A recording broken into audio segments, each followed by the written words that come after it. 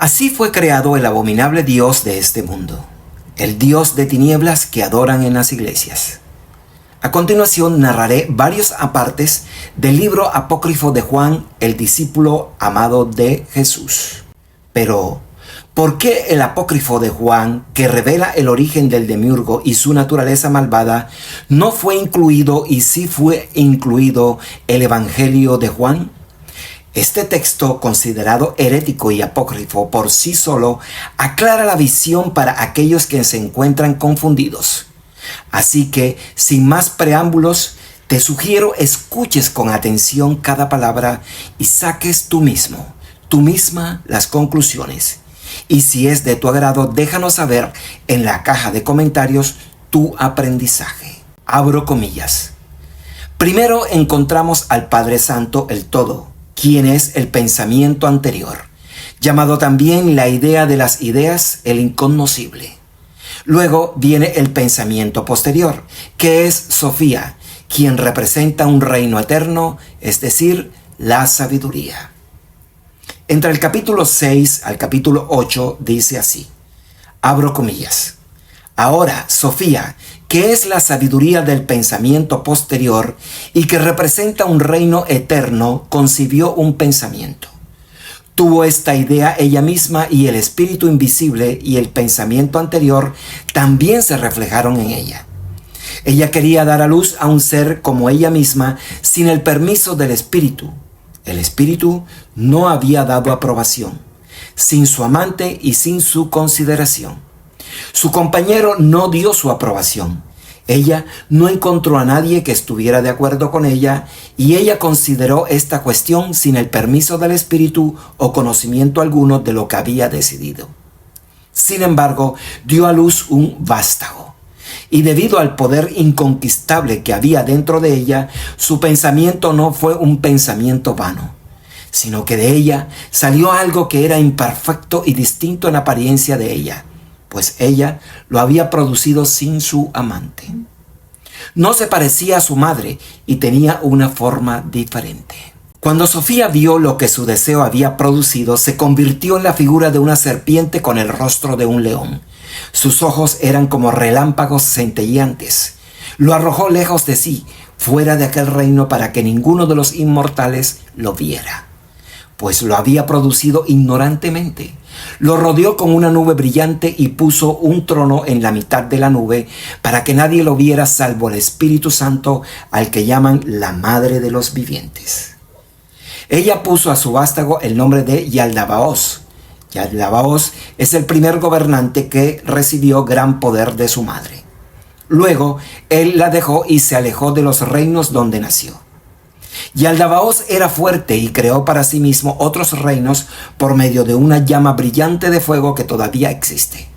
Se aparejó con la estupidez que hay en él y produjo sus propias autoridades. El nombre de la primera es Atot, la segunda Armas, que es el ojo celoso.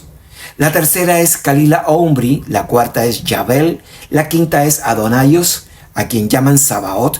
La sexta es Caín, a quien generaciones de seres humanos llaman el sol. La séptima es Abel. La octava es Abrisene. La novena es Jobel. La décima es Armoupiael. La undécima es Melcher Adonai. La duodécima es Belias, que está sobre las profundidades del infierno. Yaldabaoth destinó 7 reyes, uno por cada esfera del cielo, para que reinasen sobre los 7 cielos y 5 para que reinasen sobre las profundidades del infierno. Compartió su fuego con ellos, pero no se dio ninguna parte del poder de la luz que había tomado de su madre, pues es un ser de tinieblas ignorante. Cuando la luz se mezcló con las tinieblas, hizo las tinieblas más brillantes. Cuando las tinieblas se mezclaron con la luz, oscurecieron la luz. El resultado fue ni luz ni tinieblas, sino más bien penumbra. Este gobernante penumbroso tiene 3 nombres. El primer nombre es Yaldabaoth, el segundo es Saclas y el tercero es Samael. Es malo debido a la estupidez que hay en él, pues dijo: yo soy Dios y no hay otro Dios aparte de mí, toda vez que no sabía de dónde había salido su propia fuerza. Los gobernantes crearon para sí mismos 7 poderes, Los poderes a su vez crearon para sí mismos 6 ángeles cada uno, hasta que hubo 365 ángeles. Estos son los nombres de los potentados y los correspondientes en apariencias. El primero es Atot y tiene la cara de una abeja. El segundo es Eloaios y tiene la cara de una mula. El tercero es Astapaios y tiene la cara de una hiena. El cuarto es Yao y tiene la cara de una serpiente con 7 cabezas. El quinto es Sabaoth y tiene la cara de un dragón. El sexto es Adonín y tiene la cara de un mono. El séptimo es Sabataios y tiene una cara de fuego llameante. Esto explica los 7 días de la semana. Yaldabaoth tenía muchas caras, además de todas estas, por lo que podía mostrar la cara que quisiese cuando estaba entre los ángeles.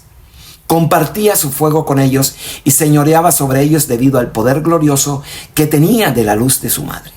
Por eso se llamaba a sí mismo Dios y despreciaba el reino de donde procedía. Yaldabaoth lo organizó todo de acuerdo con la pauta de los primeros reinos eternos que habían nacido, pues deseaba crear seres que fuesen como los imperecederos. No es que él hubiera visto a los imperecederos, sino que el poder que hay en él, que en él había tomado de su madre, produjo la pauta para el orden del mundo. Cuando vio la creación a todo su alrededor y la multitud de ángeles en torno a él que había salido de él, les dijo: yo soy un Dios celoso y no hay ningún otro Dios aparte de mí. Tal como aparece también declarando Jehová en el libro de Deuteronomio y Éxodo. Pero, haciendo esta declaración, sugirió a los ángeles que estaban con él que hay otro Dios. Pues, si no hubiera otro Dios, ¿de quién estaría celoso? Entonces la madre empezó a moverse de un lado a otro. Se dio cuenta de que carecía de algo cuando el brillo de la luz disminuyó. Se hizo oscura porque su amante no había colaborado con ella. Yo dije, habló el apóstol Juan: Señor, ¿qué significa que ella se moviera de un lado a otro? El Señor se rió y le dijo: no supongas que sucedió tal como dijo Moisés sobre las aguas. No cuando ella reconoció la maldad que había tenido lugar y el robo que su hijo había cometido, ella se arrepintió. Aunque en las tinieblas se había olvidado de su ignorancia, empezó a avergonzarse y agitarse. Esta agitación es el movimiento de un lado a otro. El arrogante tomó poder de su madre. Era ignorante, pues creía que no existía ningún otro poder excepto su madre. Vio la multitud de ángeles que él había creado y se exaltó a sí mismo por encima de ellos. Cuando la madre se dio cuenta de que esta sombra oscura había nacido imperfectamente, comprendió que su amante no había colaborado con ella. Se arrepintió con muchas lágrimas. Todo el reino de la plenitud del Espíritu Virgen Invisible oyó su plegaria de arrepentimiento y ofreció alabanzas para ella, y el Espíritu Santo vertió parte de su plenitud sobre ella. Pues su amante no había dado la aprobación, mas ahora sí acudió a ella, atravesando el reino de la plenitud, con el fin de poder restituirle lo que le faltaba. Ella ascendió no a su propio reino eterno, sino en su lugar a una posición justo por encima de su hijo. Ella permanecería en este 9º cielo hasta que restaurase todo lo que le faltaba. Una voz llamó desde el cielo exaltado: reino celestial. Y dijo: la humanidad existe y el vástago de la humanidad. El primer gobernante, Yaldabaoth, oyó la voz y pensó que había salido de su madre. No se dio cuenta de su origen. Procedía de su Padre Santo, el pensamiento anterior completamente perfecto, la imagen del invisible, esto es, el Padre de todo, a través del cual nació todo, la primera humanidad.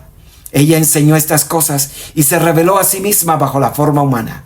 El reino entero del primer gobernante tembló y los cimientos del infierno se estremecieron. El fondo de las aguas sobre el mundo material fue iluminado por la imagen que había aparecido. Cuando todas las autoridades y el primer gobernante contemplaron esta aparición, vieron todo el fondo porque estaba iluminado, y a través de la luz vieron la forma de la imagen en el agua. Espero que este contenido haya sido útil para tu vida.